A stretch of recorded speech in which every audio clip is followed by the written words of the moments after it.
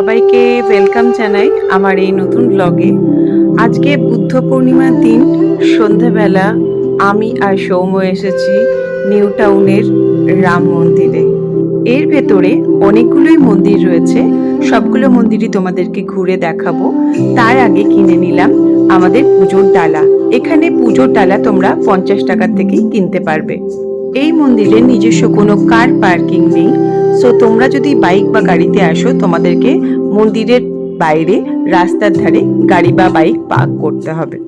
New town Rajarhat এলাকায় অবস্থিত শ্রী রাম মন্দিরটি কলকাতার উপকণ্ঠে একটি উল্লেখযোগ্য হিন্দু উপাসনালয়।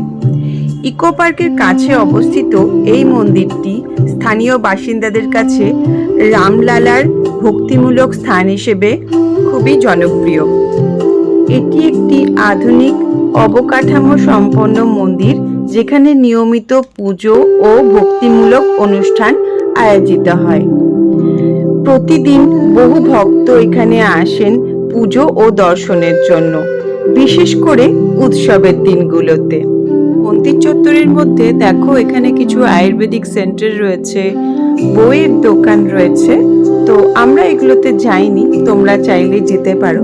কিছু খাবারের স্টলও রয়েছে, প্রসাদের দোকানেও রয়েছে দেখলাম। সবটাই তোমাদেরকে দেখাচ্ছি। এই মন্দিরের স্পেশাল অ্যাট্রাকশন হচ্ছে বজরংবলীর 151 ফিটের মূর্তি আর শিবজির 81 ফিটের মূর্তি। দেখো কি অসাধারণ সুন্দর। আমি এসেছি সন্ধেবেলা, তো দিনের বেলা আসলেও খুব সুন্দর লাগে, আর সন্ধেবেলা আসলে এরকম লাইট দিয়ে সাজিয়ে দেয়।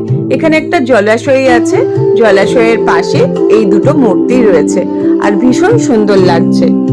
তোমরা যারা পাবলিক ট্রান্সপোর্টে আসবে তাদের জন্য বলে দিই, তোমরা চলে আসবে ইকো পার্কের 4 নম্বর গেটের সামনে, যেখানে নির্মীয়মান মেট্রো স্টেশন রয়েছে ইকো পার্কে।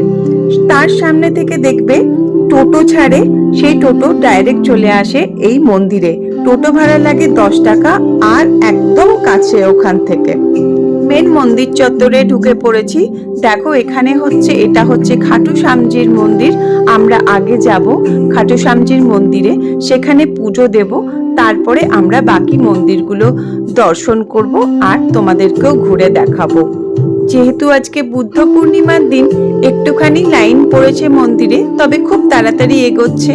আমরা পুজো দিলাম এবং প্রদক্ষিণও করলাম খাটু শ্যামজিকে। খুব ভালো লাগলো এসে, পরিবেশটা খুব সুন্দর এখানকার। আর এরপরে আমরা বাকি মন্দিরগুলো ঘুরে দেখব। রাম মন্দিরেও যাব। ঘন্টার আওয়াজ পাচ্ছি, রাম মন্দিরে এখন আরতি হচ্ছে। চলো তোমাদেরকে একটু রাম মন্দিরটা ঘুরেও দেখাই, আর তার সাথে আরতিটাও দেখাই।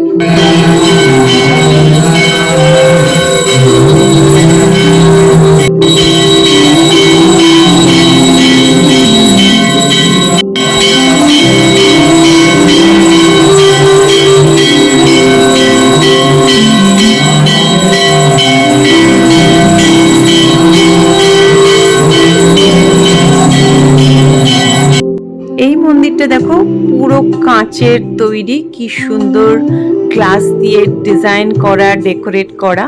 এই মন্দিরের মধ্যেও অনেক ঠাকুর রয়েছে, শ্রী রাধা কৃষ্ণ, রামজির মন্দির, এখানেও খাটু শ্যামজির মন্দির রয়েছে, শেরাওয়ালি মা রয়েছেন, মা কালী রয়েছেন, বজরংবলী রয়েছেন। খুব সুন্দর মন্দির, খুব সুন্দর আয়োজন। তোমাদের আসলে খুব ভালো লাগবে, অবশ্যই এসে ঘুরে যেও এখানে। আর এখানে কোনো রেস্ট্রিকশন নেই, তোমরা নিজেদের মতো পুজো করতে পারো। আমরাও এখানে ধূপ জ্বালালাম, সন্ধ্যা আরতি করলাম ঠাকুরকে, ভালো লাগলো বেশ। এখানে তোমরা যদি প্রদীপ বা ধূপকাঠি জ্বালাও, সেটার জন্য আলাদা জায়গা রয়েছে, সেখানেই জ্বালাতে হবে। এইবার আমরা এসেছি মাতা রানীর মন্দিরে, জয় মাতা দি। আমরা এখন ঢুকবো, তোমাদেরকে দর্শন করাবো মাতাদির মন্দির। জয় মাতা দি। দেখো এখানে কিছু ফুড কোর্ট টাইপের রয়েছে, আমরা সেখানে যাব না, দূর থেকেই তোমাদেরকে দেখিয়ে দিচ্ছি। আর এইটা হচ্ছে বালাজি বাবুসার মন্দির। এখন মন্দিরটা বেশ ফাঁকা, এদিকে একটা শিবজিরও মূর্তি আছে। সব মন্দিরগুলোই তোমাদেরকে ঘুরে দেখালাম। এটা হচ্ছে ফুড কোর্ট। আমরা এখন ফুড কোর্টে যাচ্ছি না, আমরা এবার বেরিয়ে যাব। আমাদের পুজো দেওয়াও হয়ে গেল আর দর্শন করাও হয়ে গেল। তোমাদের যদি ব্লগটা ভালো লাগে অবশ্যই একটা লাইক করে দিও। আমার চ্যানেলে যারা নতুন ভিউয়ার্স, তোমাদের যদি আমার ব্লগসগুলো ভালো লাগে প্লিজ চ্যানেলটাকে সাবস্ক্রাইব করে দিও।